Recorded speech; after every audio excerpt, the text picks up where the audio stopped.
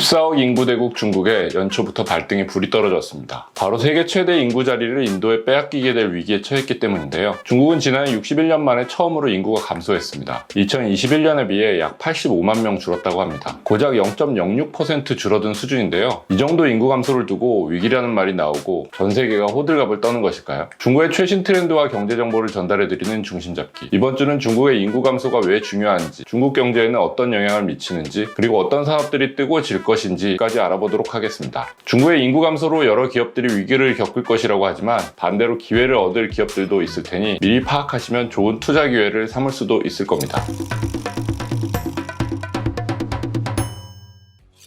따자하오. 안녕하세요. 서울경제 베이징 특파원 김광수입니다. 중국은 최근 일주일의 공식적인 춘제 연휴를 마쳤습니다. 연휴 기간에 주요 관광지에 엄청난 인파가 몰리며 여행 수요가 살아나고 경제 회복이 빨라질 것이라는 기대감이 커졌는데요. 지난 코로나 3년간 억눌렸던 것이 정상으로 돌아오면서 전 세계에서 중국 경제가 빠르게 살아날 것이라는 기대감을 키우고 있습니다. 자본시장의 꽃으로 불리는 주식시장만 봐도 중국 증시로 빠르게 자금이 밀려 들어오고 있다는 사실이 이를 증명합니다. 하지만 이는 일시적인 것일 뿐 중국의 고속경제 성장 시대가 서서히 저물 것이라는 우려도 나오고 있습니다. 이른바 피크 차이나라는 말이 퍼지고 있죠. 정점을 의미하는 피크, 중국이 말 그대로 성장의 정점을 찍고 내림세를 탈 것이라는 의미입니다. 중국에 대한 무역 의존도가 큰 우리나라도 연초부터 국가나 기업 차원에서 중국 의존도를 줄여야 한다는 말이 커지고 있습니다. 피크 차이나의 원인 중 하나로 꼽히는 것이 바로 중국의 인구 감소입니다. 중국의 지난해 말 기준 총 인구는 14억 1175만 명입니다. 출생 인구가 956만 명인데 사망자가 1041만 명이라 2021년 대비 85만 명 정도 줄었습니다. 중국은 960년 개국한 송나라 때 이미 1억 명을 넘어 1000년 넘게 세계 최대 인구 대국의 자리를 유지했는데 올해는 인도가 중국 인구를 추월할 것이라고 합니다. 인구 감소는 일시적인 현상이 아니라 저출산 고령화라는 추세에 따른 영향입니다. 단지 인구가 조금 줄어드는 것에서 멈추지 않고 인구 구조 자체가 변한다는 점이 문제입니다. 중국의 인구 구조를 보면 피라미드 구조에서 역U자형을 지나 벽삼각형 구조로 빠르게 전환하고 있습니다. 사회가 발전함에 따라 평균 수명이 늘어나 고령화가 진행되는 것은 어쩔 수 없지만 출산율까지 떨어지게 되면 인구 구조 자체가 바뀌게 되고 다양한 문제가 발생합니다. 인구 오너스란 말이 있습니다. 생산 가능 인구, 즉 15세에서 64세까지가 줄면서 경제 성장이 지체되는 현상을 말하는데요. 생산 가능 인구란 경제 활동을 할 수 있는 연령으로 이 숫자가 줄어든다는 것은 일할 사람도 줄고 그만큼 돈을 쓸 사람도 줄어든다는 것을 의미합니다. 풍부한 노동력과 저렴한 인건비까지 더해 세계의 공장으로 불렸던 중국은 이제 인구도 줄어들고 인건비까지 늘어나면서 외국 입장에서 보면 매력이 감소하고 있습니다. 삼성도 애플도 최근 베트남을 중국에 대체할 시장으로 꼽는 것이 이런 이유에서입니다. 경제활동을 하는 인구는 줄어들지만 고령자가 늘어나기 때문에 정부의 부담은 커집니다. 연금을 비롯해 각종 복지 비용이 불어나는데요. 중국도 최근 국가, 기업, 개인의 3층 연금 구조 구축에 속도를 내고 있습니다. 급격한 고령화로 2028년부터 적자에 돌입해 2035년이면 한국의 국민연금에 해당하는 양로보험이 고갈될 것이라는 우려가 나오기 때문이죠. 그렇다 보니 현재 중국은 일부 지역에서 개인연금 제도를 시범 운영하고 있습니다. 퇴직연금이 의무가 아닌 상황에 국가에서 지급하는 연금 부담을 조금이라도 줄이기 위해서입니다. 고령화는 막을 수 없기에 중국은 출산율을 늘리기 위해 노력 중입니다. 하지만 이건 역시 쉽지 않습니다. 일단 결혼하는 숫자가 줄어들고 있는데 중국의 심각한 성비 불균형도 한 영향입니다. 중국은 2020년 통계에 따르면 남성이 여성보다 3,490만 명이나 많다고 합니다. 남아선호 사상이 심한 데다 1979년 인구 증가 속도를 늦추기 위해 중국 정부가 엄격한 한자녀 정책을 쓰면서 강제 낙태가 늘어나 1980년대 이후 남녀 비율이 크게 무너졌습니다. 도시에 비해 농촌으로 갈수록 남성이 여성에 비해 비율이 높다 보니 결혼을 못하는 남자가 많습니다. 인신매매로 팔려간 여성이 농촌 남성의 애를 낳고 살며 도망가지 못하게 쇠사슬로 묶여 지냈다는 뉴스가 2022년에도 나온 나라가 바로 중국입니다. 중국은 2010년대 들어 출산율 저하를 극복하기 위해 둘째 출산을 가능하게 했습니다. 최근에는 셋째도 낳을 수 있도록 정책이 추가로 완화됐죠. 하지만 여성들이 애를 낳기엔 여전히 쉽지 않은 여건입니다. 여성 인권이 상대적으로 보장받는 국가지만 아직까지 출산 양육에 있어서는 후진적입니다. 우리나라는 90일간의 출산 휴가를 비롯해 1년의 육아휴직 기간을 보장받습니다. 최근 저출산 고령사회위원회가 육아휴직을 1년 6개월로 늘리도록 추진한다고 밝혔죠. 중국은 여성 근로자에게 98일의 출산 육아를 제공하고 이 중 15일을 출산 전에 사용할 수 있다고 명시하고 있습니다. 여기에 난산, 다태아의 경우 각각 15일씩이 추가되고요. 각 성, 시별로 휴가일수를 추가로 제공합니다. 기존 98일에 지역별로 30일에서 90일 정도 추가로 휴가를 주고 일부에선 둘째나 셋째에 좀 더 휴가일수를 주기도 합니다. 그래봐야 대부분 6개월 남짓에 불과합니다. 최근 만난 한 중국 여성분이 애를 낳고 4개월 만에 복직했다고 합니다. 더 쉬었다가는 자리가 없을 거라면서요. 중국 우리와 달리 육아휴직의 개념이 거의 없는 것을 감안하면 산모의 부담이 너무 크죠. 출산이나 육아에 따른 휴직 제도가 여성에게만 집중된 것도 중국의 문제입니다. 작년 전국인민대표대회에서는 육아는 부부 공동 책임인데 출산 육아 연장이 여성에게 간데 육아 책임이 여성에게만 돌아간다는 문제 제기가 있었습니다. 여성의 독박 육아를 막아야 한다며 남성에 대한 지원도 함께 검토해야 한다는 주장이 나왔죠. 출산 여성의 취업률이 떨어지는 점도 여성들이 아이를 낳기 꺼리는 이유입니다. 2021년 실시한 조사에 따르면 출산 여성의 취업 성공률이 아이가 없을 때에 비해 6.6% 감소했고 두 자녀를 출산하면 최대 9.3% 이상 하락했다고 합니다. 자녀를 낳으면 가계 총소득도 떨어져 한 자녀의 경우 5.6%, 둘째 출산 이후에는 한 자녀 때보다 7.1% 이상이 더 하락했다고 합니다. 사회 분위기가 바뀌어야 하는 것은 물론 정부가 기업의 부담을 줄여주기 위해 기업에 보조금을 지급하거나 세금을 감면해야 한다는 주장이 나옵니다. 쉽게 중국의 저출산 고령화 구조가 바뀌거나 인구가 다시 늘어나기는 쉽지 않아 보입니다. 지금 상황에 따라 산업 구조도 빠르게 전환할 것으로 보이는데요. 블룸버그 산하경제연구소인 블룸버그 인텔리전스에 따르면 소매 가격 기준 중국 분유 시장 규모가 2021년 1730억 위안, 약 31조 5천억 원에서 2025년 1170억 위안, 약 21조 3천억 원으로 4년 만에 32.3%가량 감소할 것으로 예측했습니다. 분유뿐만 아니라 영유아 관련 산업 전반에 먹구름이 끼고 있습니다만 아직 기회는 있다는 평가입니다. 한 집에 한두 명만 아이를 낳다 보니 유기농, 프리미엄 등으로 고급화되고 있기 때문이죠. 그래서 영유아를 대상으로 한 엔젤 산업 규모는 오히려 해마다 성장하고 있습니다. 고령화에 따라 실버 산업의 성장도 주목할 만합니다. 2020년 8조 위안에 육박할 것으로 추정되는 중국 실버 시장 규모는 해마다 두 자릿수 성장률을 이어가 2024년에는 14조 위안으로 늘어날 전망입니다. 한국의 임플란트 업체가 중국에서 고속 성장하는 것도 고령화에 따른 영향 중 하나이기도 합니다. 인구구조 변화에 따라 주목해야 할 분야는 더 있습니다. 적은 노동력으로 효율을 높이기 위해 디지털화가 가속화되고 있습니다. 대표적인 것이 로봇 시장인데요. 중국 로봇 시장에 대해 소개하면서 밝혔던 것처럼 서비스 로봇 시장이 빠르게 성장할 것으로 보입니다. 요즘 중국 대도시의 식당과 호텔에선 로봇이 서빙하는 게 너무나 흔해졌습니다. 1인 가구 증가에 따른 싱글 경제도 최근 트렌드로 급부상하고 있습니다. 결혼하지 않고 도시에 혼자 사는 젊은이들에 맞춘 외식 산업, 소형 가전, 가구 등 인테리어 등이 주목받고 있고 중국도 점차 1인용 소포장 식료품 제품이 늘고 있습니다. 외로움을 달래기 위한 반려동물 시장도 싱글 경제 성장에 따른 연관 산업으로 주목할 수 있죠. 부동산 시장도 마찬가지로 대형 면적보다는 1인 가구를 비롯한 소규모 가구를 대상으로 한 주거 형태가 주목받을 수 있습니다. 위기에도 늘 기회는 있다고 하죠. 중국의 인구 감소 속에도 많은 기업들은 새로운 먹거리를 찾기 위해 노력할 거고 투자 관점에서도 이런 것들을 주시해야 합니다. 중국의 인구 문제와 관련 산업의 변화까지 조망한 이번 주 중심 잡기는 여기까지입니다. 다음 주에 다시 찾아뵙겠습니다. 시아쪼 찌엔